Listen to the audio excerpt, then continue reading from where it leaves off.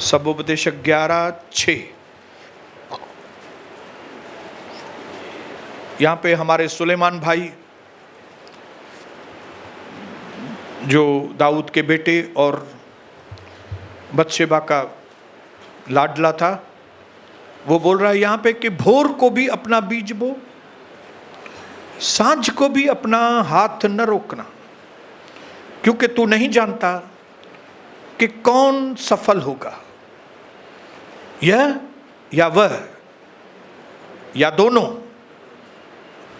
या दोनों के दोनों अच्छे निकलेंगे, मतलब फल लेकर आएंगे। और मैंने आपको बताया था कि बीज इज इक्वल टू वरदान। बोलो, बीज इज इक्वल टू वरदान। आपके अंदर परमेश्वर ने बीज दिया है, द सीड ऑफ ग्रेटनेस। हर व्यक्ति को महान बनने के लिए प्रभु ने पहले ही हमारे अंदर बंदोबस्त किया है कि हर व्यक्ति महान बने, और हर व्यक्ति के महान बनने का जो बीज है हमारे अंदर प्रभु ने दिया है। ऐसी जगह पे दिया है जहां से कोई भी चोरी नहीं कर सकता। कितना होशियार है हमारा परमेश्वर।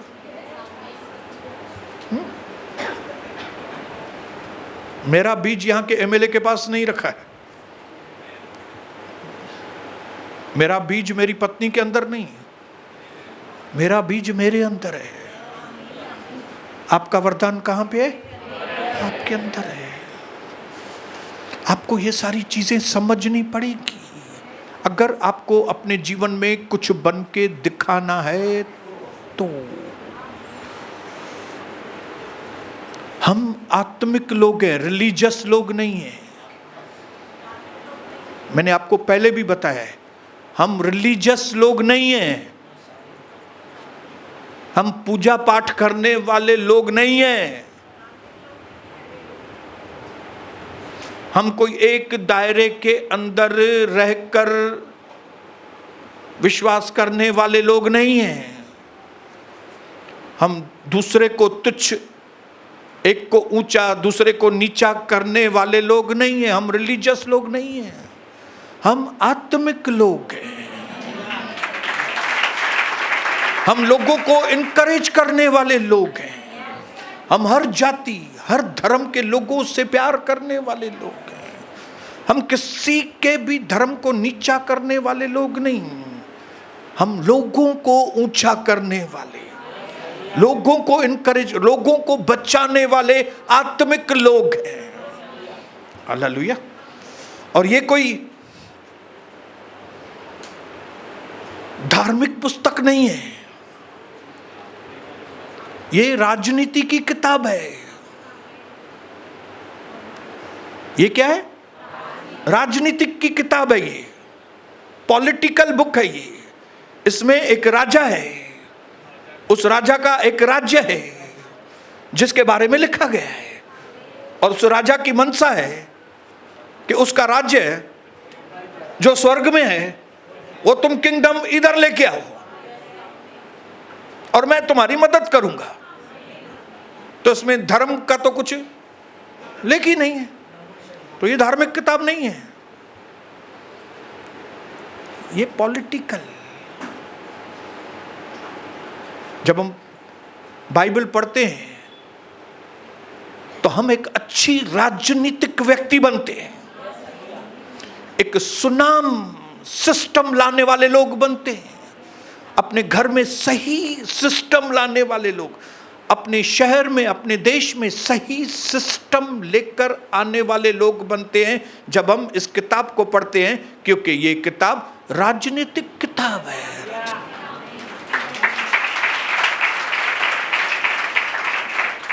इसके लिए जब यीशु मसीह को सूली पर लटकाया गया तो वहां पे लिखा गया, ये यहूदियों का राजा है। समझ में आया सिस्टर? हालेलुया। कई लोग बोलते हैं हम ब्रदर राजनीति से हमारा कोई लेना देना। अरे हमारा ही राजनीति से लेना देना है, हम ही राजनेता हैं सबसे, अगर आप बनना चाहें तो। हालेलुया। राजनीति दुष्टों के लिए थोड़ी है, राजनीति आपके और मेरे जैसे धर्मी लोगों के लिए है, पवित्र लोगों के लिए, चीटर लोगों के लिए नहीं है।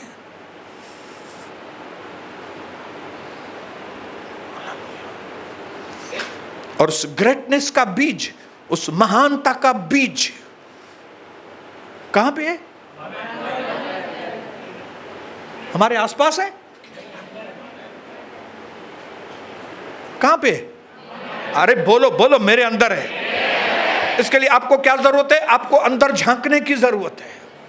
आप दूसरे की खिड़की में मत झांको, पड़ोसन की खिड़की में मत झांको, अपनी खिड़की के अंदर झांको। आपके अंदर बहुत कुछ है। इस मट्टी के देह में खजाना है। एक गिफ्ट को अगर आपने पकड़ा ना, एक वरदान को समझ लिया अगर आप, एक, आपकी जिंदगी कहां से कहां पहुंच जाएगी। जो बड़े बड़े एजुकेशन, बड़े बड़े कोर्स करने वाले जिस मुकाम पर नहीं पहुंचेंगे, वहां पे आप लोग पहुंचेंगे। आप सोचिए ना, यूसुफ क्या पढ़ा लिखा था? क्या पढ़ा लिखा था? हा? कुछ भी पढ़ा लिखा नहीं था, लेकिन उसको क्या बैकिंग थी? उसको बैकिंग थी। उसको जो उनके पुठ हुई जका हुआ हुई, उन्हें जो वरदान, उसका वरदान उसकी ताकत थी।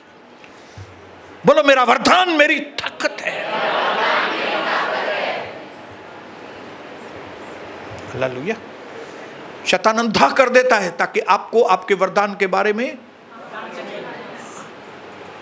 और आप गरीब के गरीब बनकर, कमजोर के कमजोर, बीमार के बीमार, भिटकेले वही भिटकेले, वही पहले भूले और भटके थे हम। और आज भी कभी मैं जाता हूं चेन्नई, कभी जाता हूं पंजाब, कभी जाता हूं हरियाणा, कभी जाता हूं उधर वो पावरफुल दास, उधर वो पावरफुल दास, उधर वो बहुत पावरफुल दास है। मतलब तेरे में तो दम नहीं हुआ ना कुछ भी।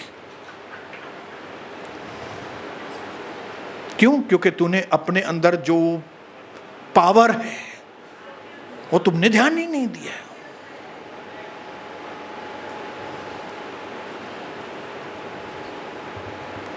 वर्क, बोलो वर्क, काम। परमेश्वर की दृष्टि में क्या मतलब है काम का? परमेश्वर ने आदम को बना के उसको अदन की वाटिका में रखा, और फिर अदन की वाटिका में रख के उसको बोला काम करो। और मैंने आपको काम करने का मतलब बताया था। काम करने का मतलब है दर्शन रखना। काम करने का मतलब है कुछ बनना, और कुछ भी बनना नहीं, जो बनने का बीज प्रभु ने आपके अंदर रखा है। पतरस के अंदर अलग बीज था, यूहन्ना के अंदर अलग बीज था, मत्ती के अंदर अलग बीज था। सबके अंदर जो पतरस ने किया वो पौलुस नहीं किया, जो पौलुस ने किया वो मत्ती ने नहीं किया, जो थॉमस ने इंडिया में किया वो पौलुस ने इधर नहीं किया। क्यों? उसके अनुसार उसको वरदान नहीं था। थॉमस को थोमा, हालेलुया, थोमा यहां पे आया। चेन्नई में मैं देख के आया, जहां पे उसका मर्डर हुआ था वो भी देख के आया मैं। हालेलुया। बीज, एस्तर के अंदर अलग बीज था, हन्ना के अंदर अलग बीज था, डबोरा के अंदर अलग बीज था। कभी आपने बैठ के आराम से अपने अंदर बीज को खोजा है? मेरे अंदर क्या बीज है? मेरे अंदर कौन सा वरदान है? ये सबोपदेशक में कौन सा बीज बोने के लिए बोल रहा है? कौन सा बीज मैं बोऊं, कौन सा बीज है मेरे पास, कौन सा वरदान है मेरे पास। हालेलुया। दूसरों के ऊपर मेहनत करने के बजाय पहले अपने ऊपर मेहनत करो। हालेलुया। अपने ऊपर मेहनत करो, जैसे यीशु मसीह ने 30 साल अपने ऊपर मेहनत की। 30 साल मिनिस्ट्री का नामो निशान नहीं था यीशु मसीह के पास। 12 साल की उम्र में उसने दिखा दिया था कि वो वचन का कितना भूखा और प्यासा है, वचन को मानने के लिए क्या उसके अंदर पैशन है, माँ बाप के अधीनता में रहने का क्या उसको उत्साह है, सोशल लाइफ के अंदर कैसा जीना चाहिए, उसके अंदर पैशन था। हालेलुया। सीख रहा था, जॉब कर रहा था, वर्क नहीं, जॉब। कौन सा? कारपेंटर उसका जॉब था, जॉब, जो बाद में उसने छोड़ दिया जब वर्क पे लगा। तो जिस काम के लिए परमेश्वर ने उसको भेजा था वो वर्क है। और कौन से काम के लिए प्रभु यीशु को भेजा था? लोगों को बचाने के लिए। समझ में आ रही है बात? हालेलुया। उसको मालूम था मेरा काम क्या है, लेकिन जॉब के दौरान उसने उस बात को तैयारी की। जॉब में रहते आगे आने वाले वर्क की तैयारी की। इसके लिए आज मैं लोगों को बोलूंगा, जॉब,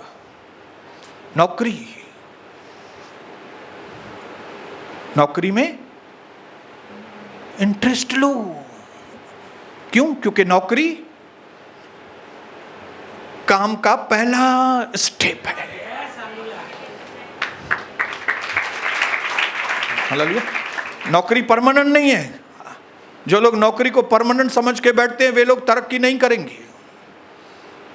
लेकिन जॉब, नौकरी, काम मतलब कुछ बनने की पहली सीढ़ी है। उसके बाद इन अनुभवों से सीखकर, लोगों से मिलकर, लोगों से सीखकर, अलग अलग बातों की जान पहचान करके हम जब आगे बढ़ते हैं तो हम फिर अपने काम में निपुण हो जाते हैं। हालेलुया। इसके लिए क्या करो? नौकरी से शुरू करो। ये मत इंतजार करो कि मेरी चॉइस की नौकरी मिले। घुस जाओ नौकरी में। प्रभु क्या करेगा मालूम है? आपको नौकरी में पैसा भी देगा, अनुभव भी देगा। नौकरी में क्या मिलेगा आपको? अनुभव तो मिलेगा। समझो आपने मोबाइल के दुकान पे जाके काम किया, पैसा तो मिलेगा ना? 5,000, 10,000, 15,000। आप बोलेंगे ब्रदर मेरा वो गिफ्ट नहीं है। मान लिया वो आपका गिफ्ट नहीं है, पैसा तो मिलेगा। हालेलुया। जब तक आप अपनी गिफ्ट में आओ, जब तक आप अपनी गिफ्ट में चमको, तब तक शैतान को क्यों मौका दे? क्यों नहीं नौकरी से शुरुआत करें? तो जब आप मालिक के पास बैठेंगे, आप मालिक को देखेंगे वो फोन कर रहा है, कैसे बात कर रहा है, तो आपको समझ में आएगा धंधा कैसे करते हैं। मालूम नहीं कौन से बड़े आदमी आपसे फोन लेने के लिए आएंगे, उनके साथ आपके कॉन्टेक्ट्स होंगे, आपको पैसे भी मिल रहे हैं, कॉन्टेक्ट्स भी मिल रहे हैं, अनुभव भी मिल रहे हैं। ब्यूचा खपे तो आगे। हालेलुया।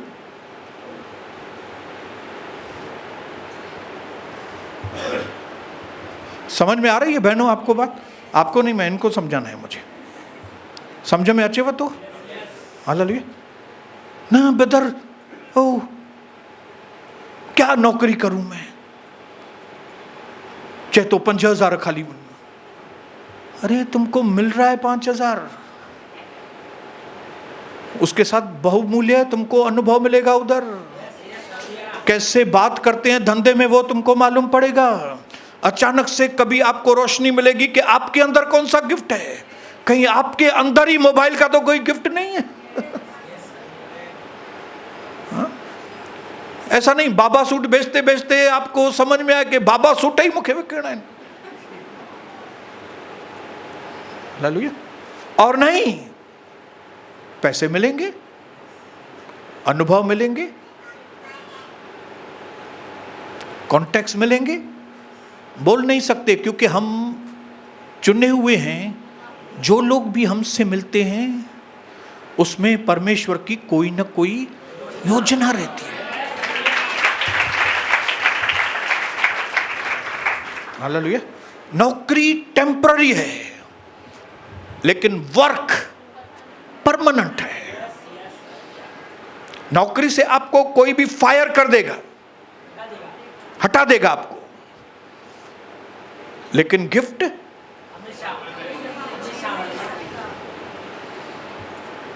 हालेलुया।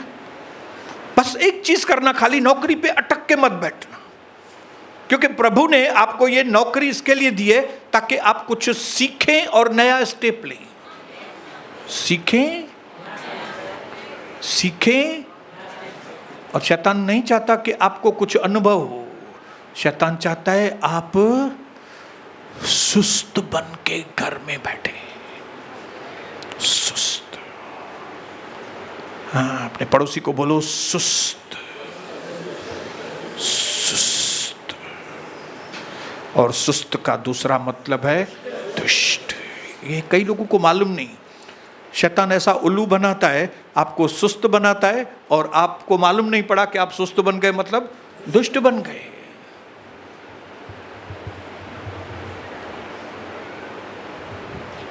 बोलिए हालेलुया।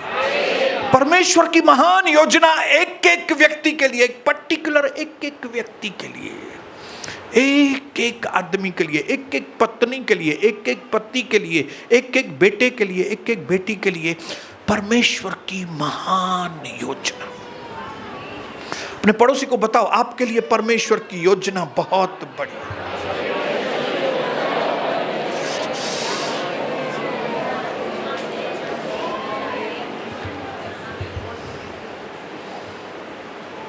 हमारी बहनें सच में अपने पति को मदद करना चाहती है।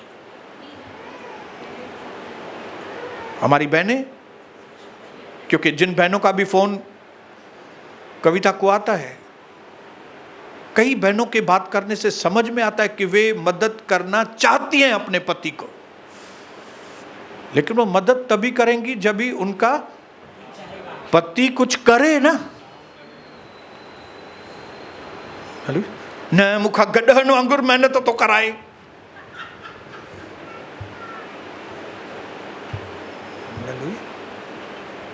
मानकन में थे। तो अगर आपको गधे के जैसा मेहनत कराता है तो आप थोड़ा बदलो ना, क्योंकि वो आपको गधा समझ रहा है। अब गधे के जैसा काम क्यों लेगा आपसे? क्योंकि वो गधा समझ रहा है आपको। तो आप अपने आप को चेक करो कि मेरा व्यवहार गधे के जैसा है क्या? तो आप बदल जाओ, आपका व्यवहार बदलो। आप इंसान बनेंगे तो वो इंसान के जैसा व्यवहार करेगा।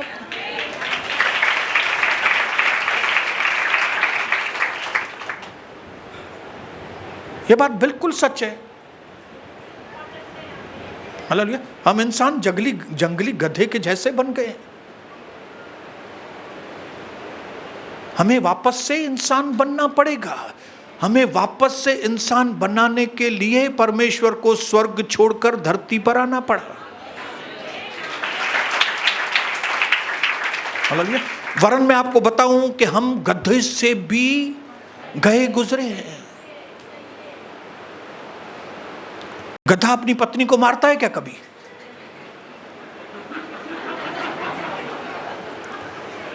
हम अपनी पत्नी को मारते हैं कई बार, तो गधे से बदतर हो गए ना हम लोग। फिर भी वो हमको गधा समझ रहा है तो कुछ अच्छी मार्क दे रहा है वो। गधा दारू पीता है क्या? हालेलुया। आप दारू रखो, गधा नहीं पिएगा, लेकिन ये 2 पांव वाला गधा पीता है दारू। गधा गुटखा खाएगा? गधा नहीं, लेकिन ये 2 पांव वाला गधा गुटखा खाता है। गधा गालियां देता है, लेकिन ये 2 पांव वाला गधा गालियां देता है। आपको मालूम होना चाहिए, गधा परमेश्वर की बात मानता है, ऐसा वचन में लिखा है। गधा और बैल अपने स्वामी का आवाज जानते हैं, लेकिन ये दो पांव वाला गधा है ना, ये भूल गया है मुझे, अपने मालिक को भूल गया है।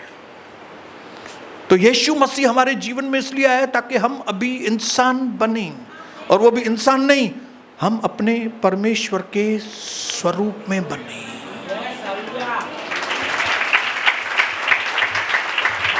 और जब हम दर्शन रखेंगे, जब हम हमारे अंदर उस वरदान को चेक करेंगे, और जब हम उस वरदान को इस्तेमाल करेंगे, तब हमारे जीवन में जो फुलफिलमेंट आएगा, जो सेटिस्फैक्शन आएगा, जो तृप्ति आएगी, जो आनंद की भरपूरी आएगी, वो आप कल्पना भी नहीं कर सकते।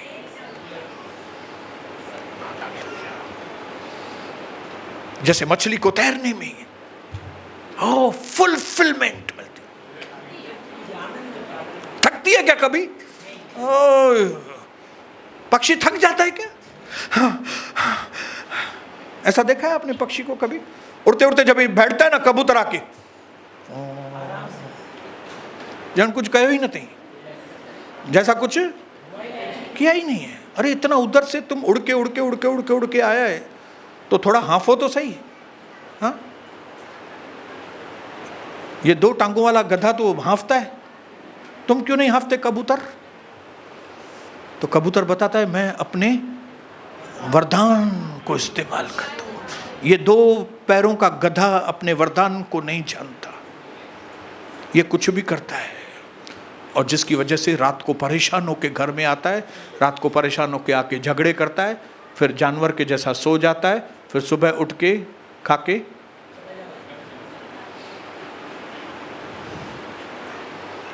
हालेलुया।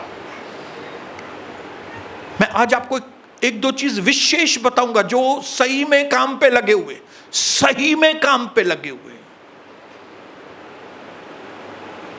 उनके बारे में विशेष बात बताऊंगा। इंडिया में या किधर भी लोग जो है, उनका टाइम ऑफ रिटायरमेंट आता है, जॉब में, नौकरी में क्या आता है? रिटायरमेंट। रिटायरमेंट को हिंदी में क्या बोलते हैं?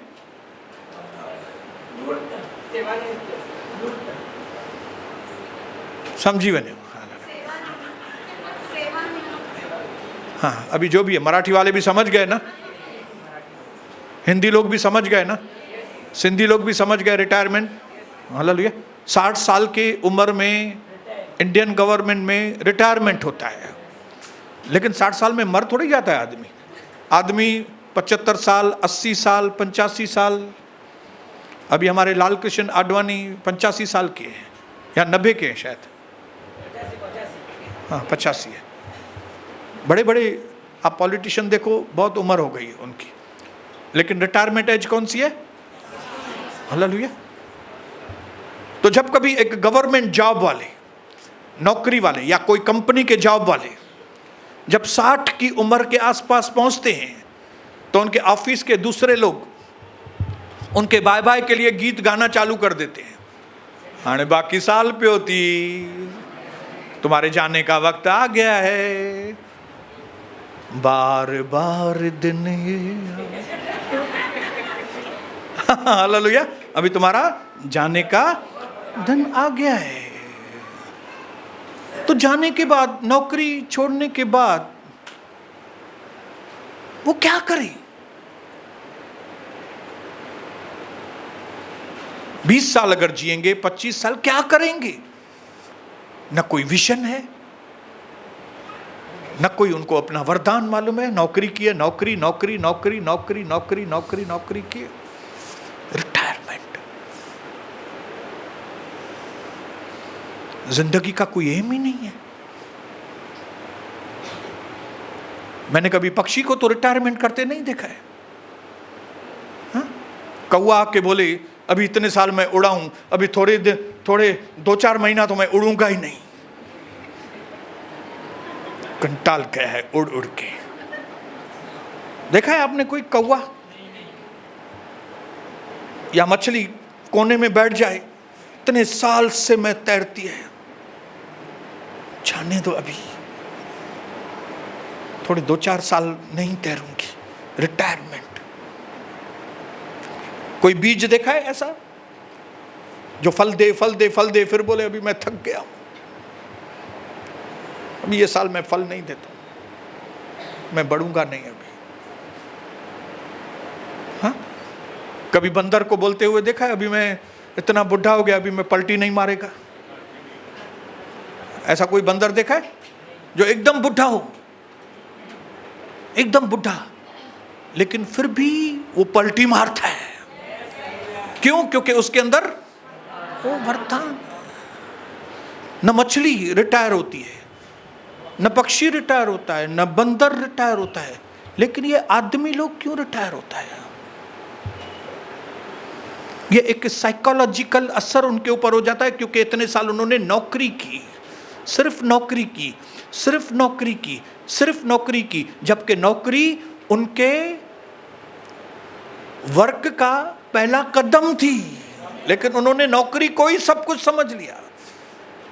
मैं ये नहीं बोलता हूं नौकरी में उन्होंने नहीं कमाया होगा, लेकिन नौकरी करने वाला व्यक्ति, मैं आपको बताता हूं, वो एक पिंजरे के अंदर पक्षी के जैसा है।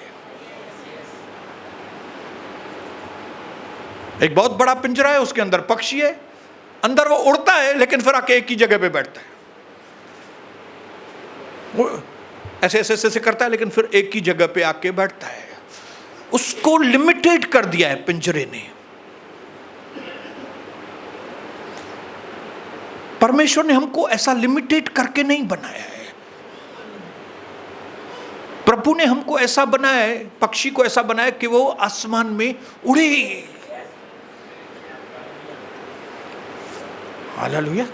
आपको वरदान इसके लिए दिया है कि आप आशीषों की हदें पार करें। हालेलुया। नौकरी आपको 1 तारीख को फिक्स अमाउंट देगी। नौकरी आपको, आप जितना भी उससे ज्यादा मांगे नहीं मिलेगा।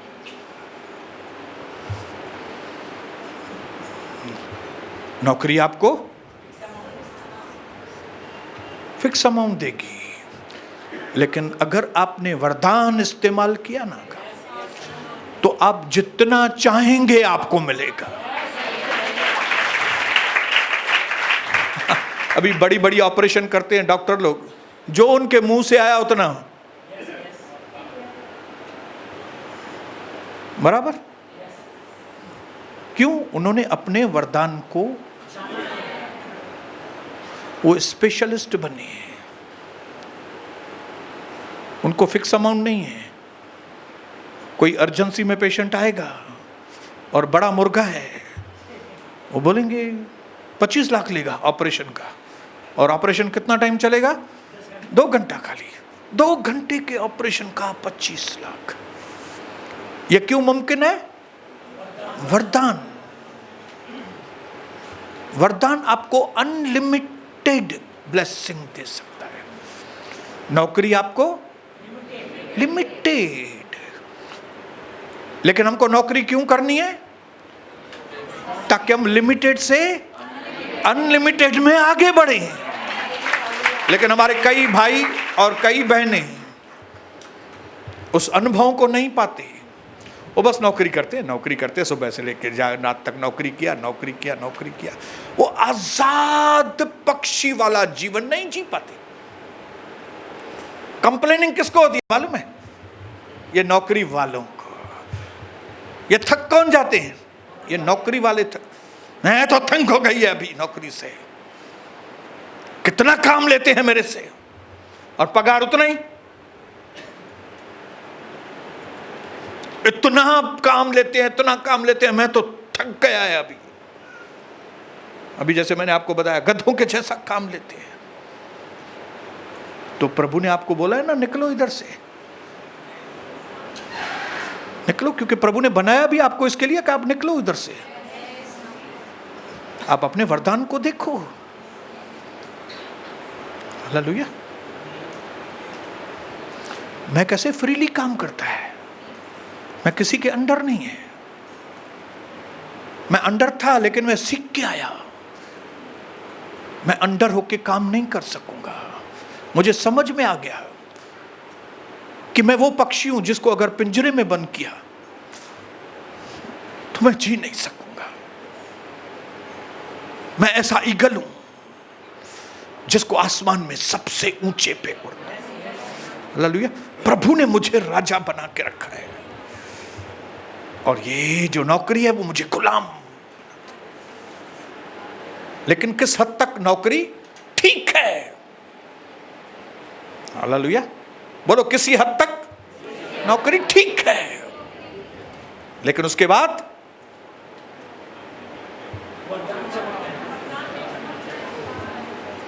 किसी हद तक आप जब तक कमा रहे हैं ठीक है, लेकिन उसके बाद शादी होनी चाहिए। और किसी हद तक बच्चा नहीं हुआ चलेगा, लेकिन उसके बाद बच्चे का होना बहुत जरूरी है। और फिर एक दिन आएगा जब आपको लगेगा नहीं, मेरा बच्चा कुछ बने। इसी को जीवन, आगे बढ़ने को जीवन कहते हैं। एक जगह रुक, पिंजरे वाला पक्षी नहीं। हालेलुया। आपको परमेश्वर ने जिस मकसद के लिए बनाया है, वो मकसद पूरा करने के लिए आपको परमेश्वर की ओर से जो वरदान है उसको ढूंढना पड़ेगा।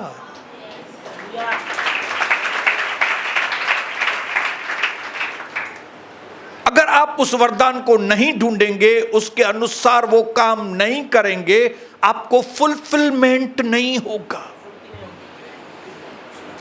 प्रभु यीशु मसीह ने कहा, यूहन्ना 9 अध्याय, यूहन्ना 9 उसका 4 वचन मैं आपके लिए पढ़ता हूं। जिसने मुझे भेजा है, हमें उसके काम, किसके काम? जिसने हमको भेजा है, हमें उसके काम दिन ही दिन में करना अवश्य है। वह रात आने वाली है जिसमें कोई काम नहीं कर सकता। कौन सा काम करने के लिए यीशु मसीह आए? जिस काम के लिए उसके भेजने वाले ने उसको बोला है, वो काम जिसके लिए उसने भेजा है। उसने नौकरी के लिए नहीं भेजा है, उसने स्कूल जाने के लिए नहीं भेजा है आपको। ये आपके स्कूल, कॉलेज, टीचर्स, दोस्त, ये अनुभव, सारी चीजें आपको उस मुकाम तक लेकर आए जहां पे हम, जो परमेश्वर ने मुझे जिस काम के लिए भेजा है, मैं उस काम को पूरा करूं। ये सारे जरिए, स्कूल, सहेलियां, ट्यूशंस, नौकरी, ये जो सब काम है ना, ये आपको उस जगह पर लेकर आए जहां पे आपको ये मालूम पड़े कि मुझे किसने भेजा है और किस काम के लिए भेजा है। तब भी आपके मन में सेटिस्फेक्शन आएगा। आज कई हमारे विश्वासियों के मन में शांति क्यों नहीं है? क्यों नहीं शांति है? हाँ? एक दूसरे की निंदाएं करते हैं, क्यों? अभी मैं यहां से प्रचार करता हूं, कई लोग दूसरी कलीसिया के देखते हैं, फिर निंदा करते हैं, ये ऐसा क्यों बात करता है, इसको ऐसा कैसा बात करना चाहिए, इसको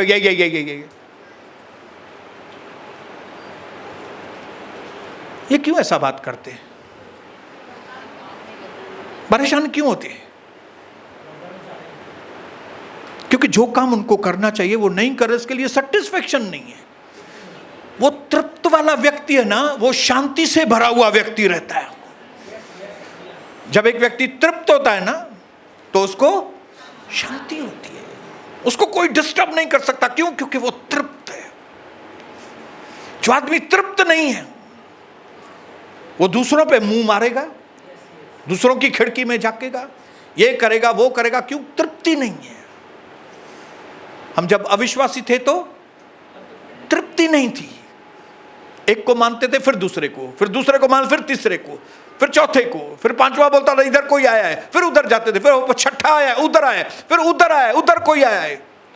तृप्ति नहीं थी। आज कई हमारे विश्वासियों में तृप्ति नहीं है। इसके लिए वो एक कलीसिया के अंदर स्थिर नहीं रहते, खास करके बहनें, भिटकेला आत्माओं। लेकिन अगर ये मेरी बहनें अपने वरदान को समझेंगी ना, ये भाई अपने वरदान को समझेंगे और उस वरदान के अनुसार सेवा करेंगे परमेश्वर की, प्रभु की सेवा, ये वर्क इज इक्वल टू परमेश्वर की सेवा, लेकिन परमेश्वर के अनुसार सेवा, आपके अनुसार नहीं। जिस दिन आप परमेश्वर के वचन के अनुसार सेवा करेंगे, आप तृप्त होंगे। इसके लिए आप देखो, हम कौन से भी प्रोग्राम में जाते हैं क्या? क्यों? हम यहां पे तृप्त हैं भाई। हाँ, हम किसी शादी पे भी जाते हैं, कविता और मैं, तो आप मुश्किल से उधर हमको खाना खाते हुए देखेंगे। क्यों? क्योंकि हम घर से ही खाना खा के जाते हैं। पड़ोसी को बोलो, हम उधर उतनी प्लेट नहीं भरते ही, दाल भे, चावल भे।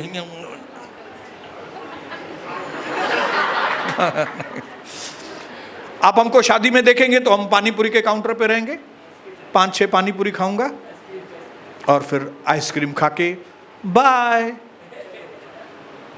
क्यों? हम घर से तृप्त होके आते हैं, हम अपनी कलीसिया से तृप्त हैं। मैं अपने पास्टर से तृप्त हूं। मेरा पास्टर जिसने मुझे सही शिक्षाएं दी है, मेरा पास्टर जिसने मुझे खड़े होने में मदद की, मेरा पास्टर जिसने मुझे स्ट्रेट फॉरवर्ड, मुझे टू द पॉइंट, सीधे बात करके मुझे बात किया था। मुझे इधर उधर की बातें नहीं, मुझे पटाने के लिए नहीं। ये जो पास्टर आजकल पटाते हैं, लोगों को घुमाते हैं, कुछ भी करो लेकिन इधर आओ बस। नहीं, मेरे को गीत गाना है, भले उसको गीत आता नहीं हो, लेकिन क्योंकि पास्टर को लगता है कि छोड़ के नहीं जाए, आओ बाबा गाओ, हालेलुया स्तुति करेंगे। पास्टर भी ताली बजाएगा, लेकिन उसको मालूम है क्या गा रहा है। मेरे को प्रचार करना है, आओ यार प्रचार करो, आओ। मुश्किल से हमारी कलीसिया में पास्टर ऑक्टेव नेविस के पास मुश्किल से कोई बाहर का प्रचारक आता था। मुश्किल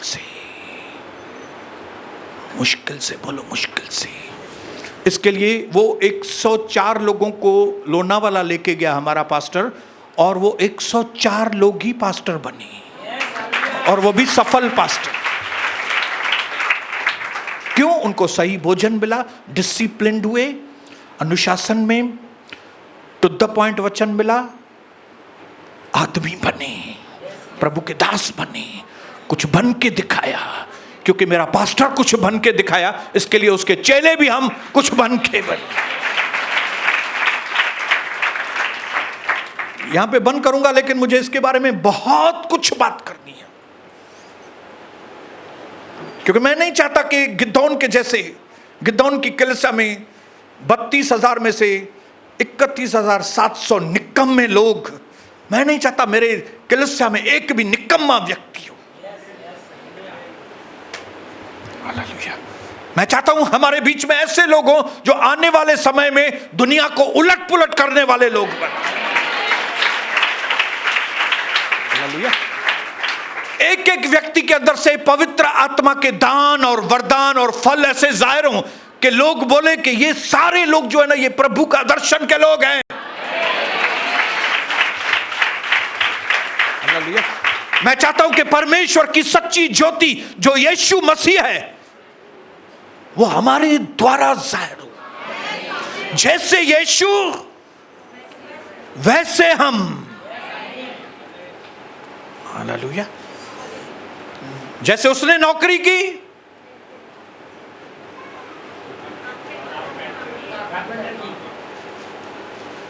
हमने भी नौकरी की, हम केबल बेच रहे हैं, लेकिन एक वक्त आया जब ही वो जो काम पिता ने उसको बोला था करने के लिए उसमें लग गया। तो अभी हम एज अ कारपेंटर खाली उसको ऐसे ही याद करते हैं, वो कारपेंटर था, लेकिन उसका जो मेन इमेज हमारी नजरों में यीशु मसीह का है वो है सूली पर जान देने वाला यीशु। उसने मुझे भेजा है ताकि मैं कैदियों को रिहाई का, अंधों को रोशनी का, और जो कैदी हैं उनको आजादी का सुसमाचार सुनाऊं। उसने किताब बंद किया और कहा कि ये जो यशाया का वचन है वो आज आपके सामने पूरा हुआ है। आज से मेरा वो बनना शुरू, आज से मैं आप लोगों के लिए कुर्बान होने के लिए मैंने तैयारी कर ली है। मैंने बपतिस्मा लेके पवित्र आत्मा पाके अब भी मुझे समझ में आ गया है कि मुझे क्या करना है। अभी मेरी जिंदगी का असली रूप आप देखेंगे। मैं चाहता हूं जिन लोगों ने भी बपतिस्मा लिया है सावधानी से ऐसा कोई भी फालतू काम न करें, लेकिन जिस काम के लिए परमेश्वर ने आपको भेजा है वो करें, ताकि इस दुनिया में आप रोशनी की तरह चमके और जगत धरती के नमक की तरह आप टेस्टी बने, ताकि जहां कहीं जाएं वो जमीन आपकी हो जाए, प्रभु यीशु मसीह के नाम से।